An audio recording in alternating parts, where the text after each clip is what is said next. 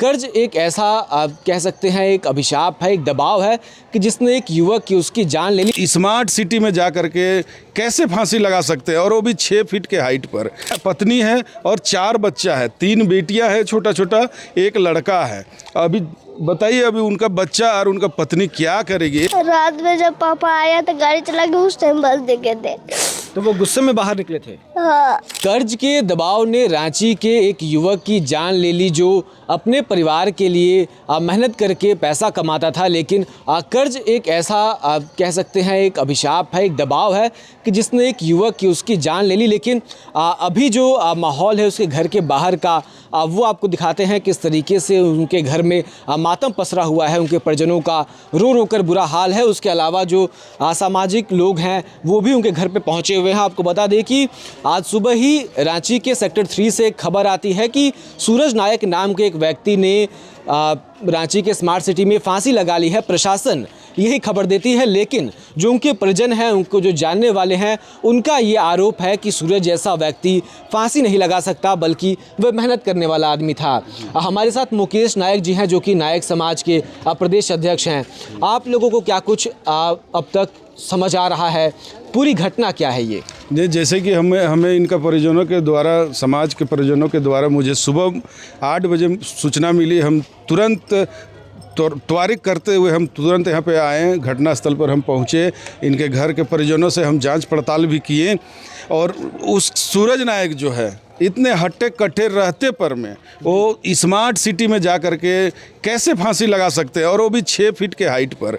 आपने उस फोटो को भी देखेंगे तो आप खुद ही उसे आशंका जता सकते हैं कि वो फांसी नहीं है, बिल्कुल ही वो। कल उनके परिवार वालों से मुझे पता चला कि 7-8 व्यक्तियों ने कल जबरन उनके मोबाइल पर फ़ोन करते हैं और पैसों को डिमांड करते हैं, और उसी व्यक्ति में 7:30 बजे फ़ोन आता है और स्मार्ट सिटी में उनको बुलाया जाता है, और बेरहमी से उसको मार करके, मर्डर करके, सीधे तौर पर उसको फांसी का मतलब दिखावा देने के लिए उसको 6 फीट का पेड़ पर लटका दिया जाता है। तो बड़ा दावा कर रहे हैं आप कि फ़ोन करके उनको 7 के 7:30 बजे उनको बुलाया जाता है स्मार्ट सिटी, और वहाँ उनको उनकी हत्या कर दी जाती है। और नंबर अब तक मालूम चल पाया है किसका नंबर था? वो नंबर वो अभी मोबाइल जो है, लड़ाई घर में मियाँ बीवी में छोटा मोटा लड़ाई होती है, वो पटक दिए वो मोबाइल को। वो जांच के लिए नंबर जो है बड़ा बाबू को, यहाँ के जो है अनिल तिवारी जी को जो है दिया गया है, डीएसपी साहब जी को भी दिया गया है। वो नंबर को जांच करके उसका जो है 7-8 व्यक्ति जो फ़ोन किए थे उस पर वो कानूनी कार्रवाई करेंगे, तो दूध का दूध पानी का पानी हो जाएगा। और हमें पूर्ण विश्वास है कि ये मर्डर है, क्योंकि इतना हट्टा कट्टा कमाने वाला व्यक्ति, एक लौता बेटा यहाँ का है, उनका छोटा छोटा बच्चा है। अभी देख करके हम लोग को खुद कौन कौन लोग हैं उनके परिवार में पत्नी है और 4 बच्चा है, 3 बेटियां हैं, छोटा छोटा एक लड़का है। अभी बताइए, अभी उनका बच्चा और उनका पत्नी क्या करेगी, एक लौता कमाने वाला है। अब वो दुनिया से तो क्या काम करते थे वो सूरज जी? वो ऑटो लिए थे, वो बजाज फाइनेंस से वो लोन में लिए थे, ऑटो चलाते थे, ऑटो चला करके जीवन बसर करते थे। छोटा सा मकान है, सेक्टर 3 में रहते थे। अब बताइए, आज वो चले गए कि मारा, ये तो 110% है, वो दिख रहा है। अब हम लोगों का डिमांड है सरकार से, प्रशासन से, और झारखंड के माननीय मुख्यमंत्री जी से भी डिमांड है कि इनका परिवार को एक सरकारी नौकरी मिलना चाहिए, और जो भी इस घटना में जो है शामिल है उसको कड़ी से कड़ी सज़ा मिलना चाहिए। और जल्द से जल्द हम 24 घंटा के अंतर्गत हम थाना प्रशासन से हम आह्वान करना चाहते हैं कि जल्द से जल्द उस जो दोषी है उसको पकड़ा जाए। जी, आज आप लोगों ने रास्ता भी जाम किया था, काफ़ी भीड़ थी, लोगों में आक्रोश, स्थानीय लोगों में। प्रशासन ने क्या कुछ आप लोगों को कुछ आश्वासन दिया है? वो बोले हमसे कि हमको 1 दिन का टाइम दीजिए, ठीक है, और अभी जो है आप, मेरा हाथ में तो साबुत है नहीं, पोस्टमार्टम हुआ है, उनका रिपोर्ट आने दीजिए, उनका रिपोर्ट आएगा तभी हम कुछ कर पाएंगे। रिपोर्ट के बाद कुछ? हाँ, हम कैसे कह लें कि उसको मार के टांगा गया है कि अपने आप किया है, ठीक है। पोस्टमार्टम हुआ अब तक?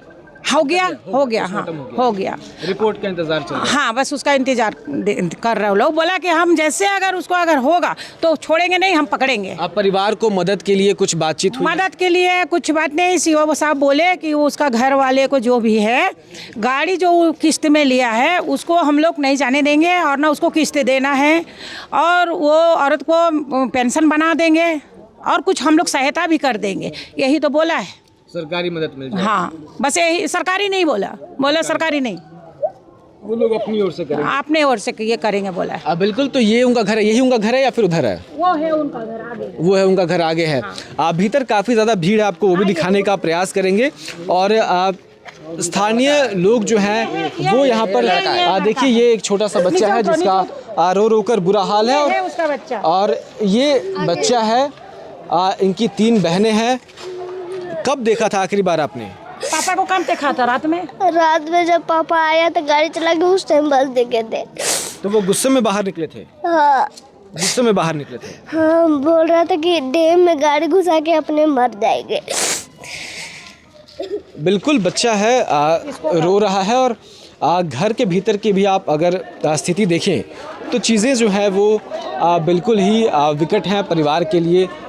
मुश्किल की घड़ी है और जो स्थानीय लोग हैं वो यहाँ पर इकट्ठा हुए हैं और परिवार को सहानुभूति और एक तरीके से कहा जाए तो इस मुश्किल समय में उनके साथ खड़े नज़र आ रहे हैं। अब इंतज़ार होगा रांची पुलिस का, रांची प्रशासन का कि वे जल्द से जल्द इस पूरी गुत्थी को सुलझाएं, इस बात का फैसला करें, इस बात में सच्चाई बाहर निकालें कि आखिर सूरज नायक जी के साथ बीती रात को हुआ क्या था, ये पूरी घटना क्या हुई थी, क्या उनकी हत्या हुई है या जैसा प्रशासन बता रही है कि उन्होंने खुद से फांसी लगा लिया। इन सभी चीज़ों के पीछे इसका जो पर्दा है वे प्रशासन से उम्मीद रहेगी वे जल्द से जल्द इस पर उतारें और सूरज नायक को न्याय मिले। फिलहाल इस खबर में इतना ही।